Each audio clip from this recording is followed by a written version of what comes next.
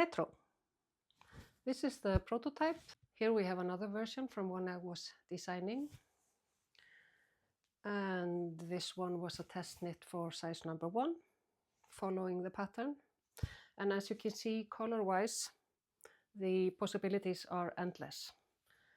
The thought in my design was to use one variegated main color and then play around that variegated base with tones that exist in this skein. That's not necessary. You can play around as you want. You could have it completely striped in different colors.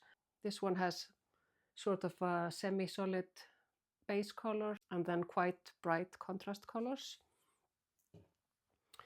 And in this one, I was just using up small mini skeins that basically got used up one per stripe. But in the pattern, for all the sizes, you need 100 gram 400 meters skein.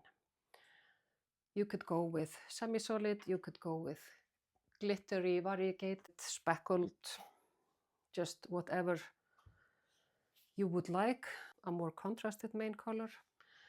And then you need, depending on the sizes, for size 1 and 2, you need 5 20 gram mini skeins. For sizes 3 to 7, you add 1. So 5 to 6 mini skeins for all of us that have yarn calendars sitting in bowls somewhere. This is a perfect opportunity. They can be completely different, or they can be within the same color family, just whatever you want and you like. I used merino. I published the pattern in collaboration with a local yarn dyer in Iceland called Vatnsnes Yarn.